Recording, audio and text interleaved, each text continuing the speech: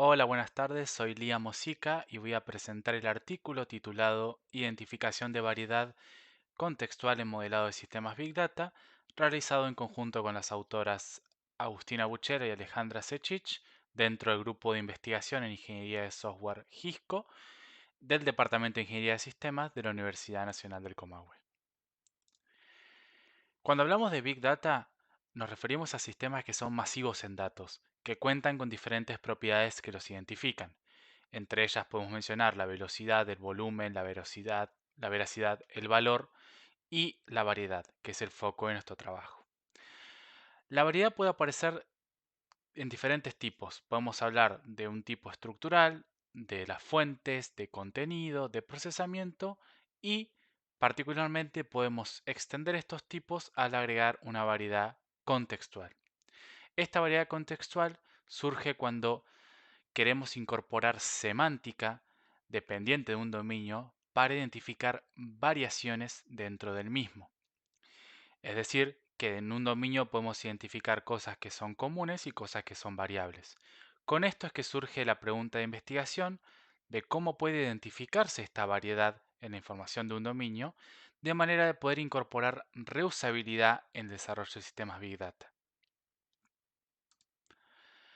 Nuestra propuesta parte de un problema dependiente del dominio que va a ser resuelto a través de las diferentes etapas que componen el proceso de Big Data. En cada una de estas etapas, la idea es poder identificar los diferentes tipos de variedades que hemos mencionado. Particularmente nos vamos a centrar en la variedad contextual mediante un enfoque bottom-up. Es decir, que partiendo del lote de datos, vamos a realizar inferencias sobre la variedad, documentándolas y almacenándolas en una base de conocimiento. En trabajos anteriores sobre líneas de productos software, hemos hecho uso de hojas de datos funcionales o datasheets para describir aquellos servicios que eran comunes y los que eran variantes. Estas hojas de datos permiten representar gráficamente puntos de variación y sus posibles instancias. Por ejemplo, vemos que un punto de variación que tenemos son las técnicas de análisis, donde sus posibles instancias son red neuronal, clustering con k-means, etc. La decisión de qué instancia utilizar en este punto de variación estará dirigida, entre otras cosas, por los análisis del contexto que hemos identificado.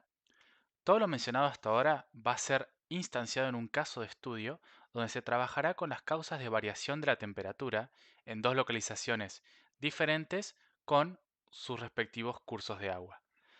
Lo que vamos a intentar ver es si las variables utilizadas para caracterizar el contexto de L1 pueden ser reutilizadas y en qué medida para caracterizar ahora el contexto de la localización L2.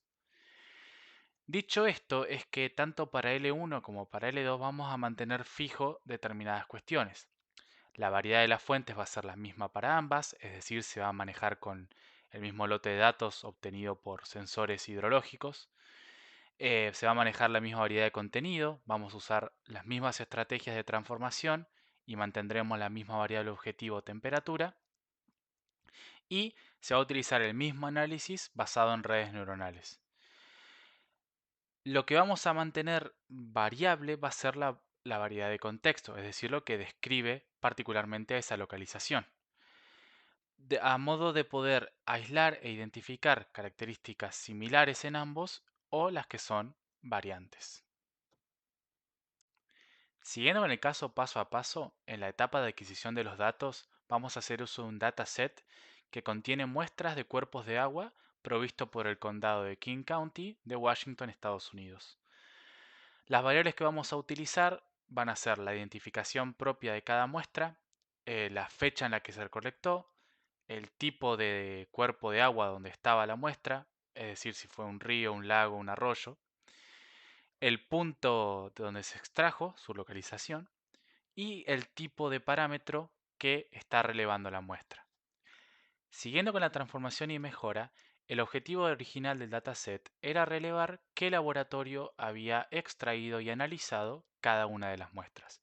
Como ese objetivo no se alineaba a los nuestros, debimos hacer una transformación a columnas de el tipo de parámetro de cada muestra. Esto nos permitió hacer un siguiente análisis de correlación de Pearson para poder ahora identificar cada una de las variables, cuál era su grado de relación, es decir, qué tanto impactaba su valor en el valor de nuestra variable objetivo, que es la temperatura. Este análisis de correlación nos permitió identificar que el grado de relación que tenían las variables de la localización L1 con la temperatura frente a la relación que tenían las de L2 era distinta. Es por ello que en la tabla a la derecha podemos ver, por ejemplo, del parámetro oxígeno disuelto, el valor de la relación que existe de oxígeno disuelto con temperatura en L1 es menos 0,92, mientras que en L2 es menos 0,70. Como queríamos ir un paso más allá y dimensionar cuál era el grado de variedad que había en las relaciones de cada una de las localizaciones, agregamos una cuarta columna que tiene en su parte superior los parámetros que más muestran variación en el valor de la relación con temperatura. ¿Qué quiere decir? Que para el parámetro pH del suelo, si vemos en L1 su valor es 0,011, mientras que en L2 es de 0,55, mostrando una gran variación. Siguiendo con la etapa de análisis y haciendo uso de datasheets como mencionamos, en nuestra primera iteración no vamos a tener una base de conocimiento a la cual consultar. Es por ello que se decide usar como técnica de análisis la de redes neuronales para estimar el valor de la temperatura. Con esto es que vamos a entrenar un modelo M1 en la localización L1. En una siguiente iteración vamos a utilizar como contexto el de la localización L2 y vamos a, en la etapa de recuperar los modelos de la red definidos, reutilizar M1 en L2 y almacenando los resultados. Aquí es donde vamos a construir ahora un nuevo modelo M2 manteniendo la misma arquitectura de la red neuronal que M1, pero recuperando las variables y correlaciones propias de la caracterización de L2. Para cada una de las iteraciones vamos a tomar como métrica el promedio de las diferencias entre el valor real de la temperatura de la muestra y el valor predicho por la red. Este promedio se va a construir a partir de calcular esta diferencia para todas las muestras aleatorias utilizadas.